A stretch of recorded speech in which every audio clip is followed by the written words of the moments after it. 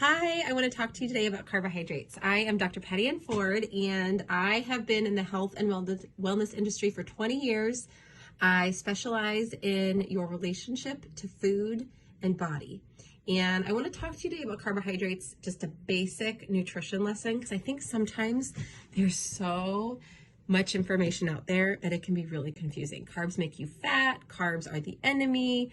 All of this language in the 21st century versus the 1980s and 1990s, it was fat. And so, yes, science evolves. Yes, we know more things than we did, and that's just the human nature and technology advancements and medical. And at its core, just going over what is the science of food. Carbohydrates is one of 3 nutrients that you need. It is found in grains, starchy vegetables like potatoes or carrots, found in beans, it's found in fruits, and carbohydrates are actually found in vegetables. So if you look at the science of carbohydrates, it's 3 elements. You have carbon, hydrogen, and oxygen. And you put them all together and you can make 6 simple sugars, which is glucose, fructose, galactose, and then lactose, sucrose,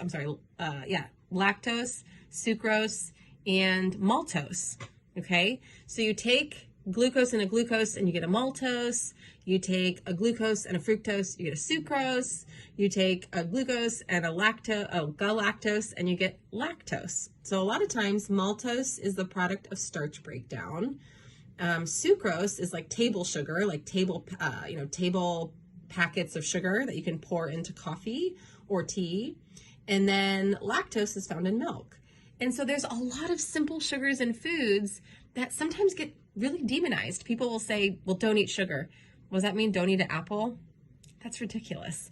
And so if you're having a hard time metabolizing sugar in a chronic disease state, any sort of diabetes, type 1 or type 2. Type 1 is usually developed at birth, but not all the time. You can develop it as older. Yeah, you do need to watch fruits and vegetables and dairies and breads or grains or starches that have carbohydrates in them, because it's going to affect how your body metabolizes it.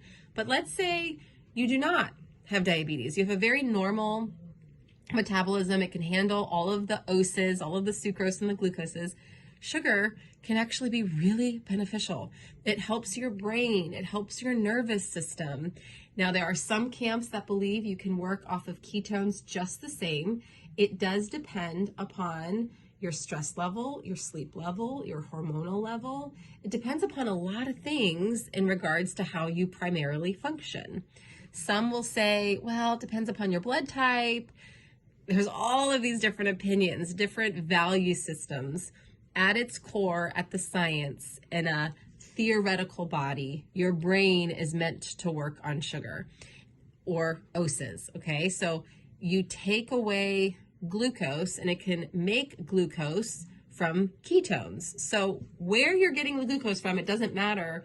You can actually use glucose in your brain. It's the only thing. It's the only way that your brain can function.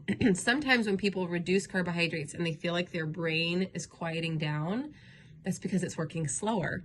And so sometimes when you have a brain that goes, or you're a really fast thinker, it feels good to slow the pace of your thoughts. And that can be done sometimes through nutrition. A lot of times in medical scenarios such as seizure-based activities, they will reduce the carbohydrates to slow the brain down, such as epileptic seizures.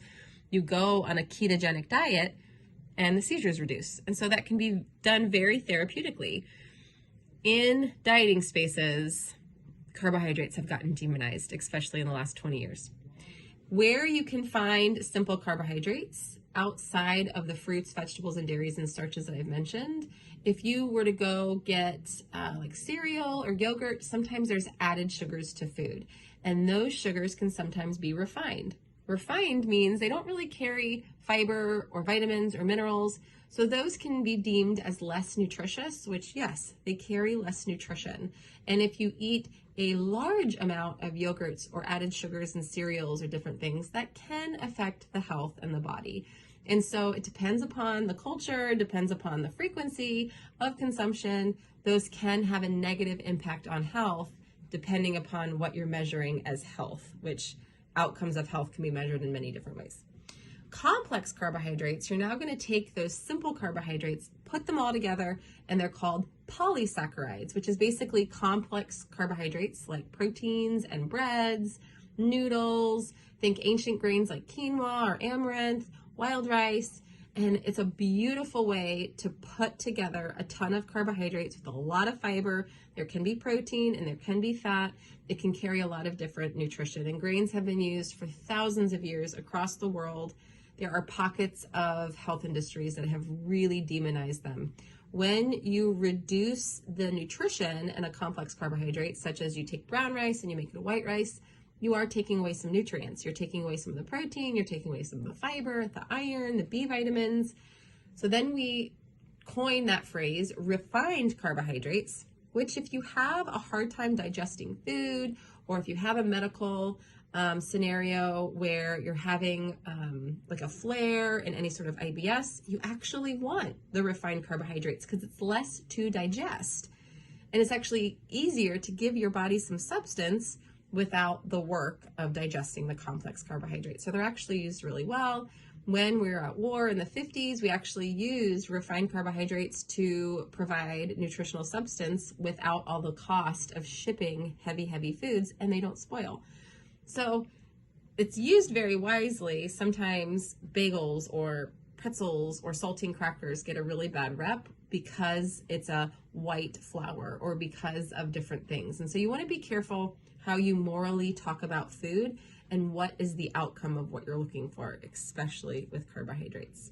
I hope this helps. This is a bit longer than most videos, and if you like, hit the subscribe button and follow along. Okay, bye.